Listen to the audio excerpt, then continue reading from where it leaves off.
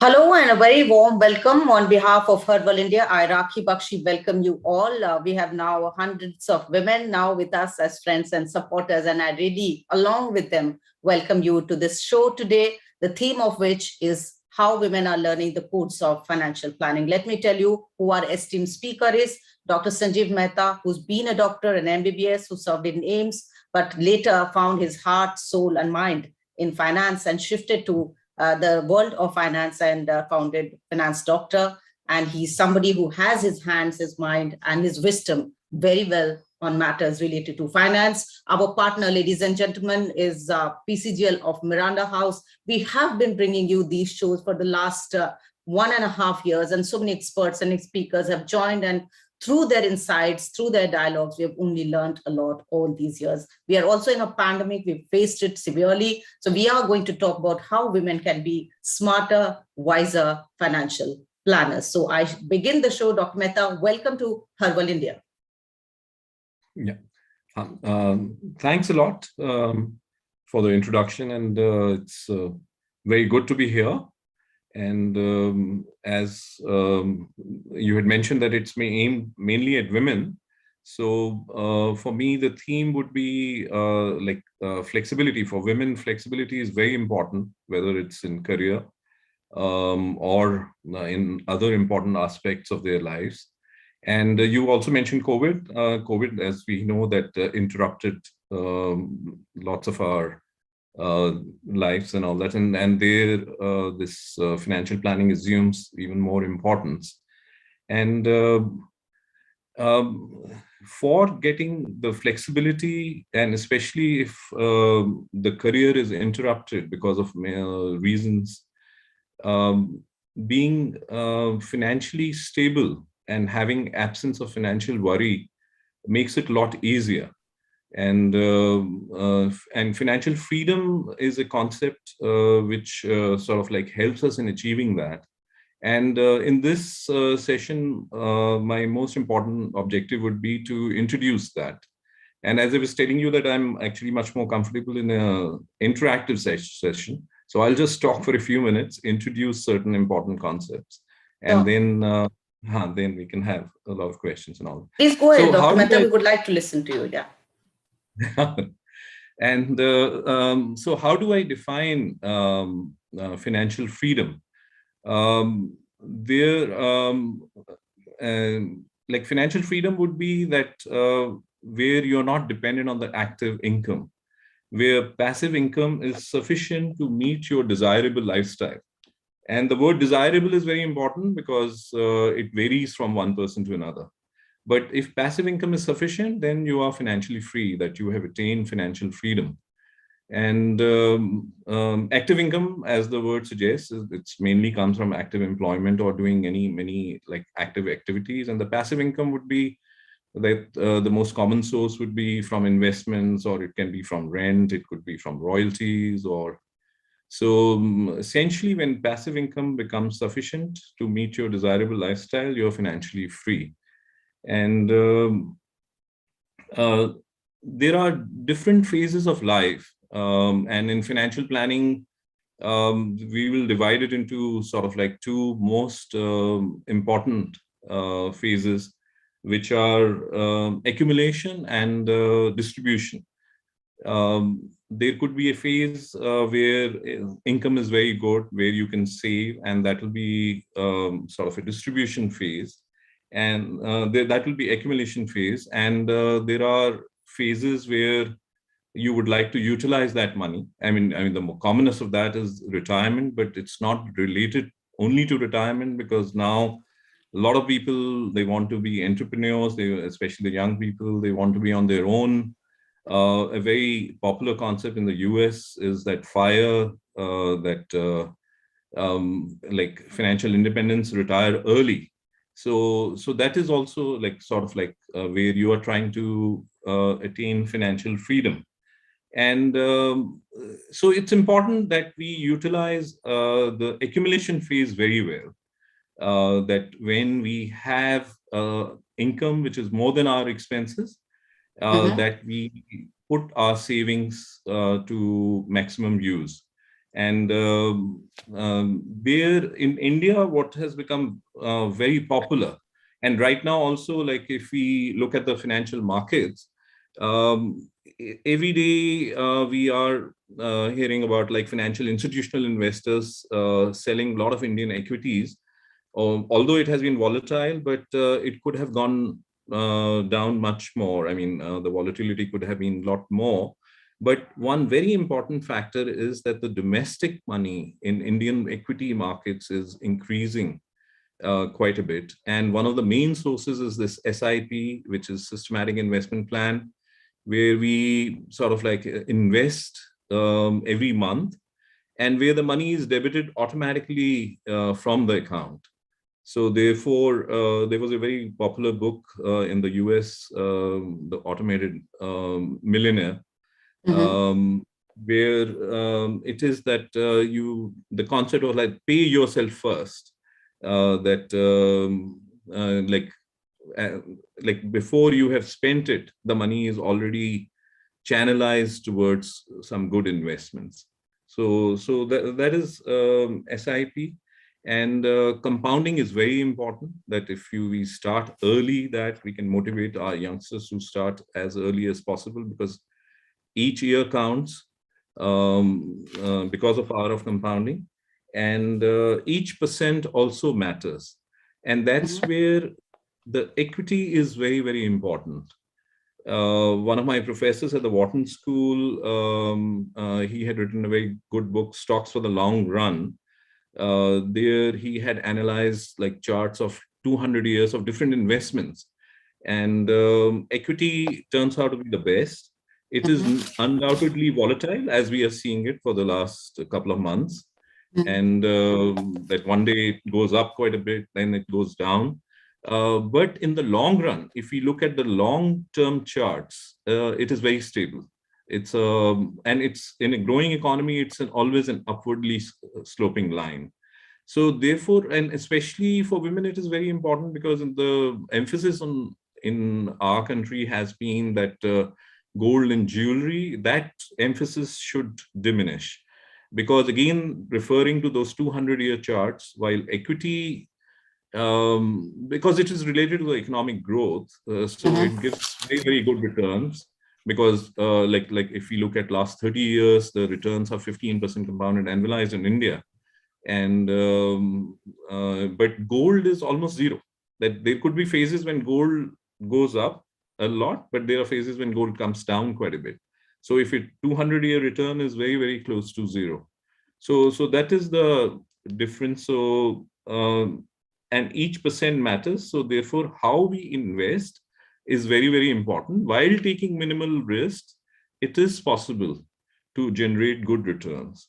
So that was a little bit about the accumulation phase. And then there is this distribution phase, that let's say we have been able to accumulate money, then there is I'll introduce the concept of safe withdrawal rate. That in the US, it is generally considered 4%, but in India, because we generate higher returns, interest rates are also higher, equity returns have been higher. So we put it in our practice like as like 6%, that if you have been able to accumulate 1 crore, you can get 6 lakhs of that income stream. So that is like 50,000 per month. And it is a lot more tax efficient than salary.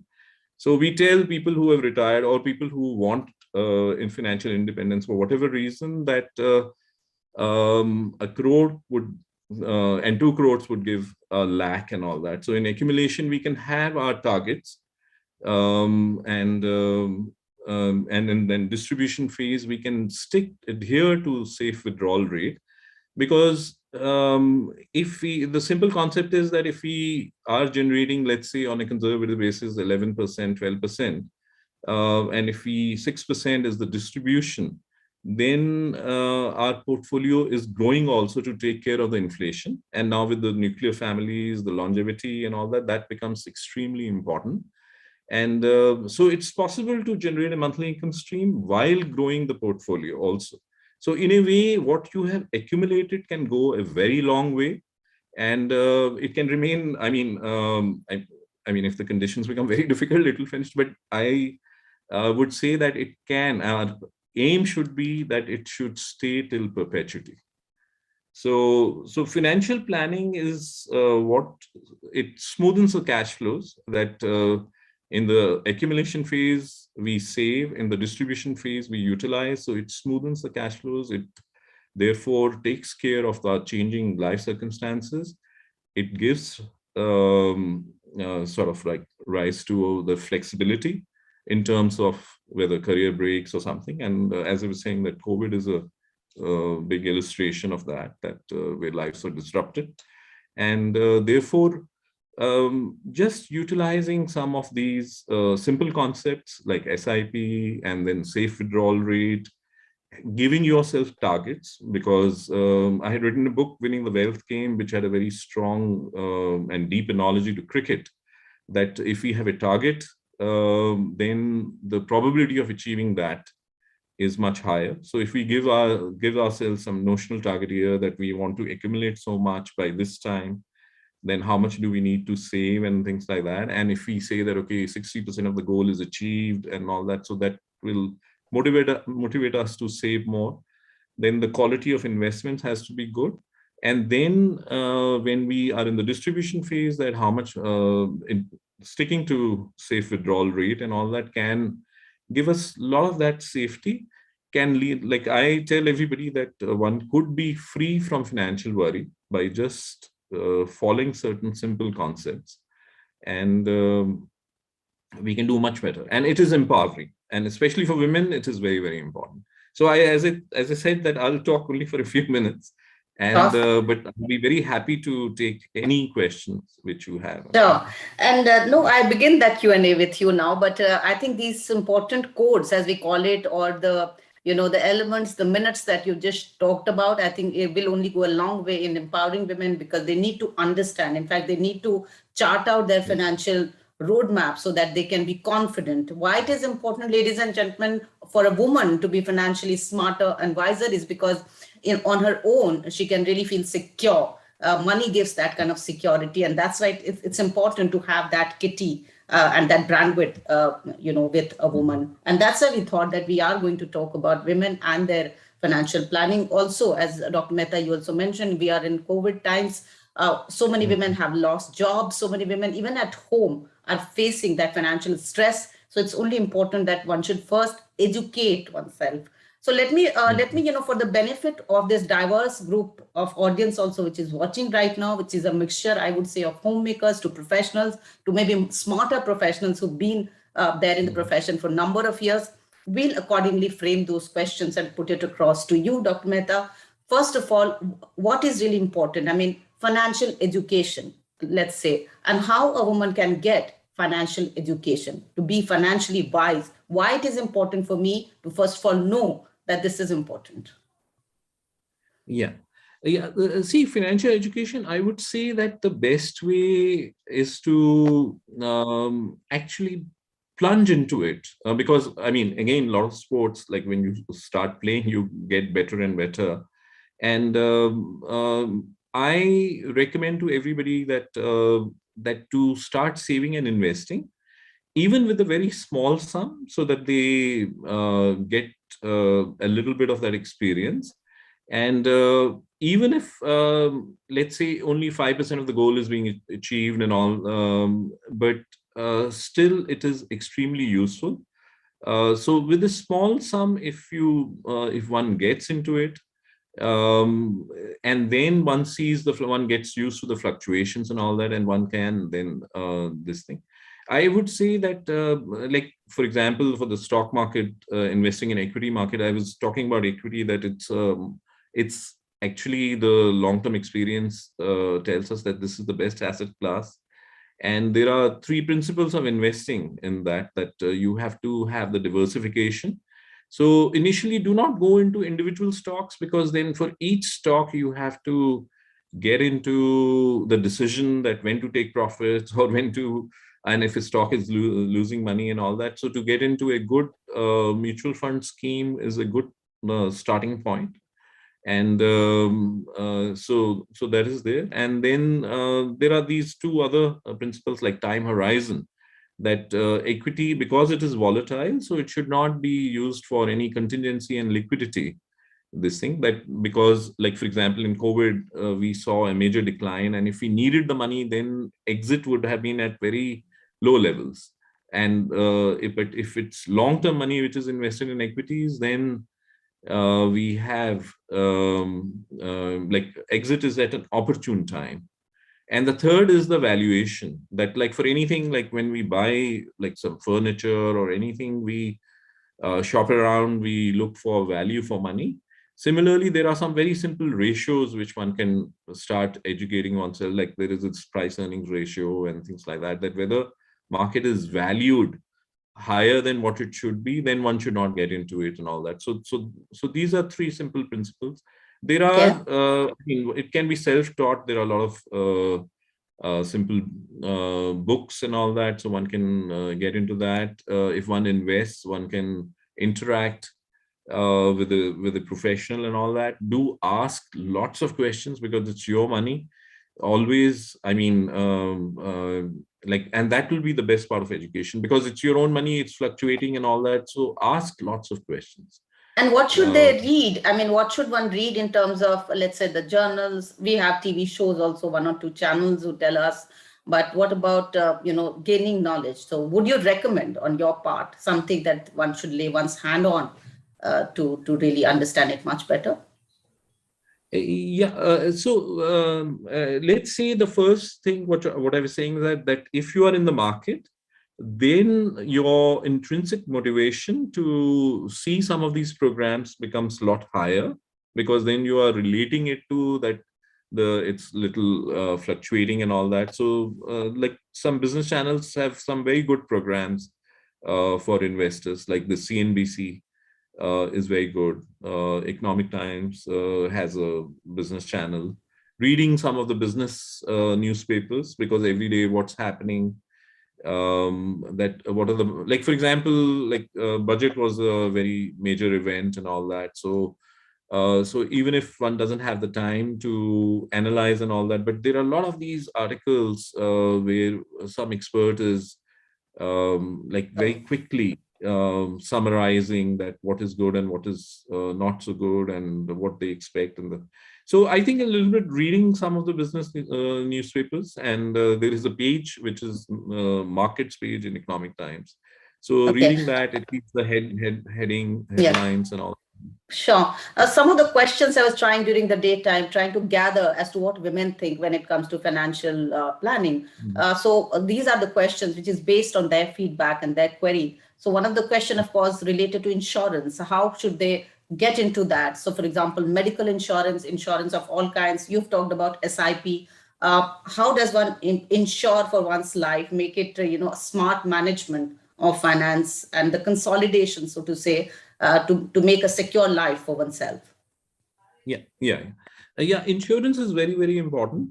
For life insurance, it one should buy only term insurance. That simplifies things quite a lot, because a lot of insurance products are sold with investment products. So like there are products like ULIPs, a whole life policy and all that, but one should buy only term insurance, where the premium is much less and the cover is much higher, because you it's not bundled with investments. Because insurance companies try to sell that, but one should insist on buying only term, and that can be compared also. The prices could be compared very easily. So that is one principle which will be extremely useful. For the medical insurance, again, very extremely important, because like while we were talking about the financial security and all that, so one of the main things is that we should not have exposure where there could be outflow of lump sum, outflow of a lot of money in. So therefore, health insurance becomes very important. In India now, a lot of options are available, and there one should have a good cover. I mean, depending on who is in the family and all that, there are a lot of different options available that Sure. like So, floater yeah, power. yeah. Another question, which one, when one talks about finance and women, especially, and I'm talking about the range of women, not only women who live in urban areas, we are also talking about women in rural areas. जो लोग गांव में रहती हैं, कुछ महिलाएं जो घर से काम करती हैं, वो कैसे समझें फाइनेंस को बेहतर और वो कैसे अपने लिए पैसा जमा करें, ये भी सवाल हमारे सामने आ जाता है. तो जहाँ एक सेविंग्स की बात होती है और दूसरी इन्वेस्टमेंट की बात होती है, how do they really, getting into small money and the bigger money, but then how does one really take those small steps to secure oneself? If we really go into, let's say, rural areas or the homemakers, let's focus on that. Yeah. SIP is a very powerful concept, and one can start with a very little sum, like it could be 500 rupees also. So developing that habit of saving on a monthly basis, a very small sum, it applies to everybody. Because let's say the average SIP size in India is very, very low. And if one gets into that and just starts saving a little in a in the rural areas and all that, that will they should, it will need a little bit of that teaching. But Okay. with technology, things are improving quite a bit. Now, there are certain apps also available where one can get into it and one gets good, like for example, an app like Scriptbox. Now, this could be perhaps in even regional languages, or it will be reaching. So there, what happens is that if you through that app, they give you recommended schemes, like 3 or 4 recommended schemes. Okay. So therefore, even if you do not know anything about it, but just a very general principle that I have to save. Like, for example, suppose if we were used to saving that, putting some money in the bank or in the post office deposit and all that. But even just that simple principle that, okay, time horizon, if we do not need the money for 5 years, technically it can be withdrawn at any point of time. But if we do not need for 5 years, we can put it 500 rupees as SIP in like an app is recommending that scheme, which is good. So with close to zero knowledge, one can start that. Okay. Another question which I'm sure really keeps coming is about, you said that, one should look at maybe, the bigger consolidation, so move away from the jewelry buying, the gold buying. And are you also suggesting that one should look at property? So the real estate market is something that generally men tend to get, engaged with. How women can really understand the real estate market much better? Yeah. See, I would say that the primary residence is very important. I will define primary residence, which is for your own living, while secondary residence, where you have more than one residence and you are using it for investments or renting or whatever. So primary residence is one of the very important goals which everybody should strive for. And now, I mean, even in smaller cities and rural areas, with this emphasis on affordable housing, and so a lot of people can go for that. But primary residence should be one of the top goals there. Okay. Yeah. Yeah. So that's what you're suggesting. 2 R's that come to my mind. One is that when you talk about finance, the word risk comes in. And the second is that, generally with men, they plan their retirement much better. What about those working women professionals? How can they really plan their career when they are attending offices and once they're out of that permanent office system? So how would you really, suggest steps for them? They're also like the same thing, like the accumulation phase when they are earning, then it's very important to save every month. So this SIP, using a little bit of technology where schemes are available. So scheme automatically gives you diversification. So one of the principles of investing in equity is automatically taken care of. The app is giving you the scheme which is good. And if one just keeps, and it also tells you that how much of a goal you have achieved and all that. So being on that path in a disciplined way with perseverance is the most important. That, Dr. Mehta, I want you to talk about a little bit more is the financial discipline. How, let's say, one can create a chart for oneself, how a woman can really start with that, create a chart, and then find a target and work towards that target. Yeah. There a little bit of budgeting again in a very simple way. Like for example, one can divide expenses into 3-4 major categories, like the rent and food, clothing, healthcare. And there one doesn't have to get into a lot of very minute details, but what I find very useful is that if somebody divides it into, let's say, 5 major categories of expenses, so they know their total expenses, then they know that okay, 30% goes in there and all that, and then just keeping within a range. One doesn't even have to be very exact or precise, and it should not like go more than like 5%, 7% in that. Then there are these recurrent expenses which are avoidable. So if one sees that a lot of money is going into that, one can try to reduce. Like for example, again in a bestseller, that example was given that how like somebody was spending a lot of money on going to Starbucks every day for a cappuccino, and so spending $3-4. It was an American example, but which applies everywhere. And that when he counted that how much it was very, very significant. Okay.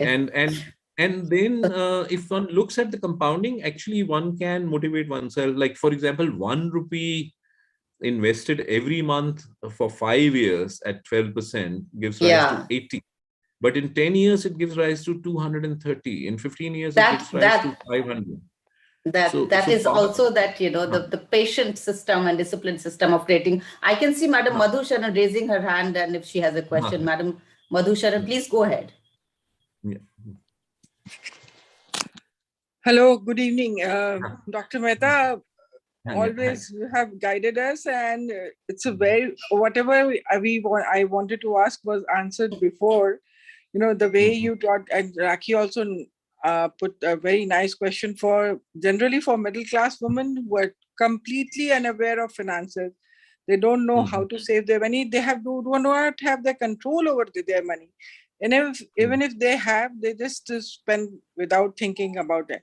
You thought your example of Starbucks coffee was great. The thing is that the health is a sector where women do not take care of themselves at all.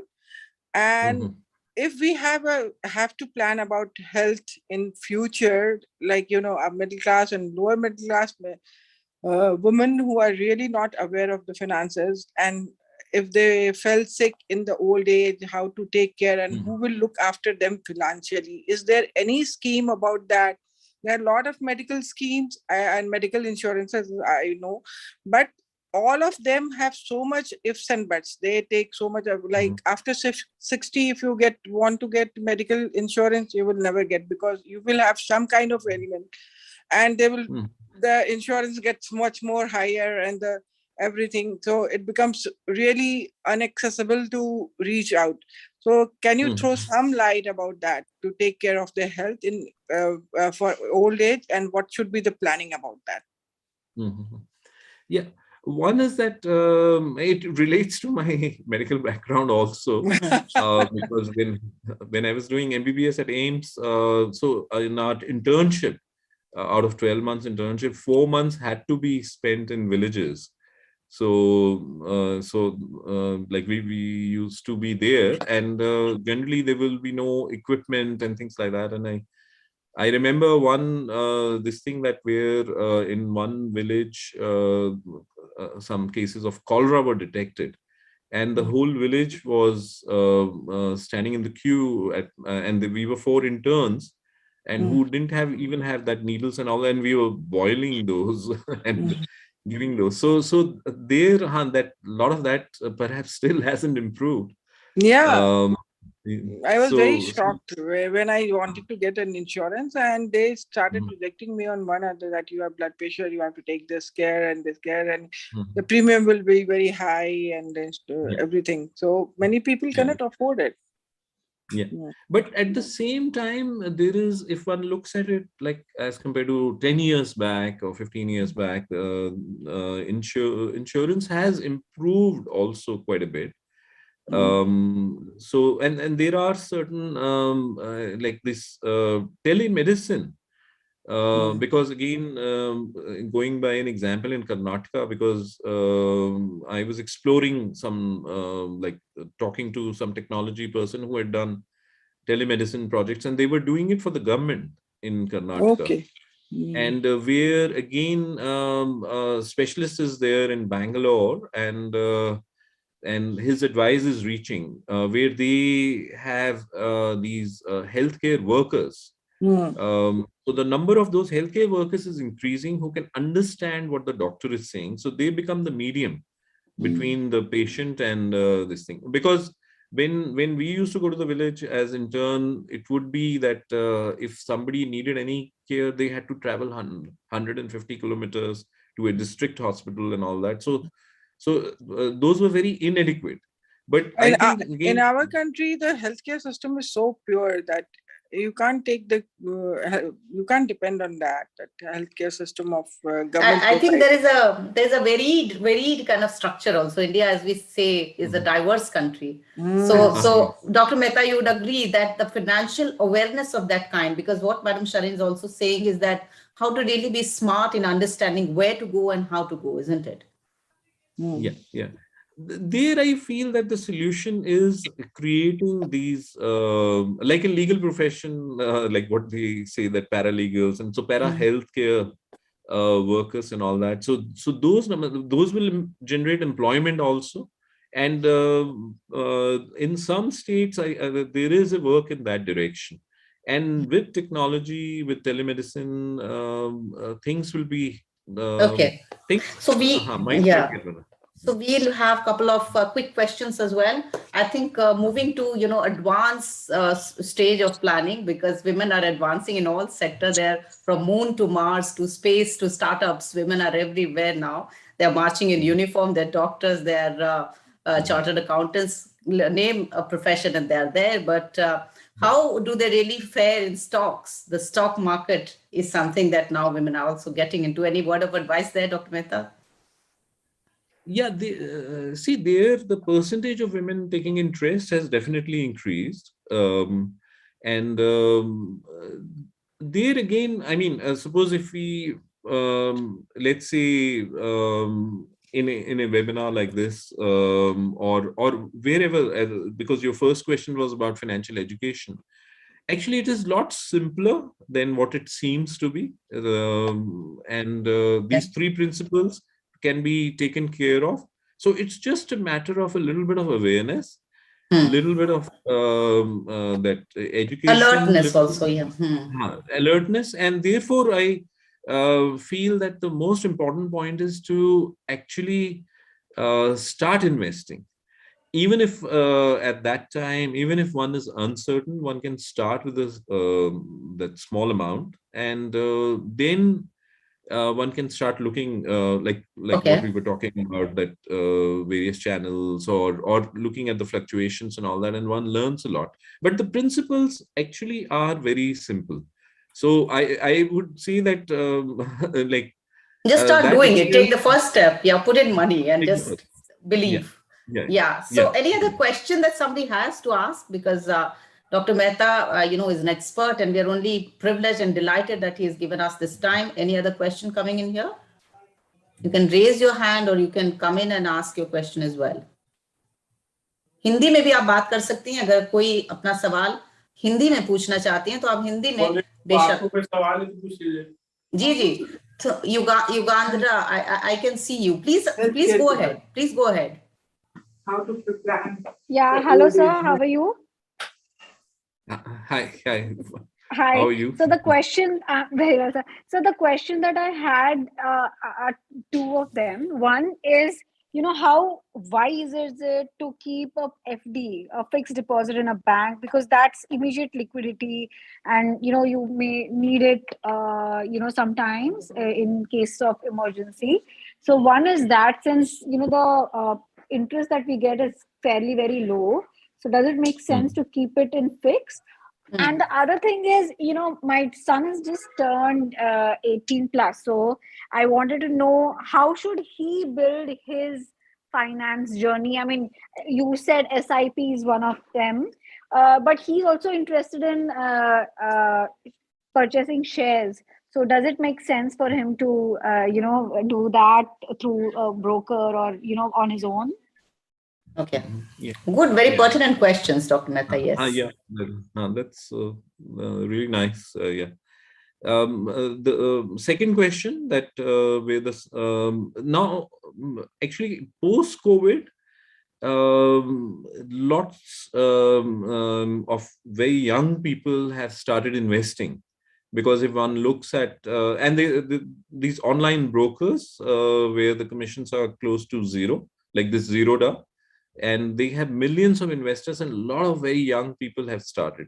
So he can get initiated in that like, again, only thing is that he should be like buy only shares which are very well known, in again start very small, get to know the market a little bit, because it changes, and look at the charts, and so in that way he can do that, and he can put a small percentage in his scheme also, and compare the performance of his like which he's managing on his own against the scheme, and then also, like, by keeping money in the scheme, he'll also be knowing that what they are doing.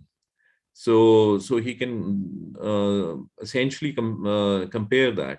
But even at a very young age, it's good to get initiated. Only thing is that risk management is the most important thing. So he should start small and should keep strict stop losses and all that. So that is the only thing. But by experiencing it, is he will learn. And what about FDs? Her question was related to FD and yeah. FDs actually goals. See, like if I compare it to the medicine, investment products are also like that we should have goals and then only have an investment product, because otherwise a lot of time people buy, like, for example, shares, and that somebody else is buying, so therefore I also want to buy. So therefore it should be goal oriented investments, and then goals are always in the hierarchy, like we had Maslow's hierarchy of needs. So similarly, so the first goal in the hierarchy of needs is the liquidity. Like, we should always have 6 to 12 months of expenses in very liquid instruments, irrespective of the return. Because if we require, in your question, you put it as that those are liquid, those are non-volatile. So you know what you'll be getting. And if it's in a good bank and all that, the credit risk is also very limited. So 6 to 12 month expenses. I mean, there are these liquid funds also and all that, but there is not too much of a difference. So fixed deposits have a role that they give you that security, and when required, you already have that. And but beyond that, once you have taken care of that, then you should not lose on higher yielding instruments. Like, I advise everybody that their portfolio should be divided into 3. Liquidity is number 1. Safety is number 2. Like this, we talked about real estate. So primary residence also becomes part of the safety. Third part is yield enhancing. So we should not give up on yield enhancing also, but when liquidity and safety have been taken care of. Okay, sure. So Priya has a question. She has raised her hand. Priya, go ahead. Quick question and quick answer. We'll have to wrap up soon also. Yeah. I don't think, I can unmute myself. Good evening, Dr. Mehta. I'm sorry, I know we are running out of time. Just one quick question. My son at times tells me to invest in the cryptocurrencies. Now the government has also they're taking profits. The profits are getting taxed now. So how safe you think in small quantities investing in crypto just to get ourselves with the trend? How safe it is? I mean, though I'm very much against it, but then I don't mind reading about it and then knowing how safe it is. Okay, so digital currency is something that I'm glad we are talking about. Yeah.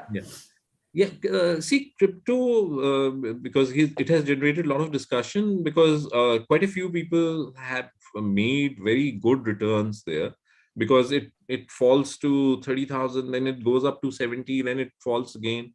So depending on whether you have been able to buy it at a good level, but at the same time, the risk is very, very high because it's so volatile. It certainly loses 50-60% of its value. So if it has to be invested in, it should be a very small part of your portfolio, like what I was telling about, like liquidity, safety, and yield enhancing. Within yield enhancing, equities, and then some of these things. But crypto has provided some opportunity. When the government announced the taxation, instead of going down, it went up a little bit, because a lot of people thought that it gives it a little bit of legitimacy. But one can't be sure about that. So I think a very small amount, again, more for learning and more for that that we haven't. I mean, if it goes up, that one hasn't missed out on the opportunity. But it should be like, these are all like investment portfolio when you construct. So certain principles have to be followed and all that. So it should be a small part, because one knows that it's very volatile, but it can generate good returns. Yeah. Okay, so you have talked about financial independence, financial freedom, and ladies and gentlemen, it's very, very important, as we feel that not, of course, men are doing it, but women must do it on their own. It's important because with money, with the wealth that they have created or looked at on their own, gives them a confidence which is very, very unique and very, very important and relevant in today's times. We are only very grateful to Dr. Sanjeev Mehta, who's given us this time. We have noted many of the points here, Dr. Mehta, but we will be looking at more insights from you in future as well. I'm so thankful to all the ladies who have joined in here. I'm sure they have gained with the knowledge that you've shared here. This financial wisdom is something that we have to actually imbibe in ourselves, and that is for all of us here. So thank you so much. Lots of ladies and some gentlemen who've joined us here on the show. But Dr. Mehta, once again, thank you so much for your time and the knowledge that you've shared here today. Thank you once again on behalf of all these ladies, Team Herbal India, and Miranda House. I thank you this evening. Take care and all the best. Yeah. Thanks a lot. It was a pleasure to be here, and it was very nice, interactive. Really enjoyed it. Thanks a lot. Thank you so much, Dr. Mehta. Thank you. Yeah.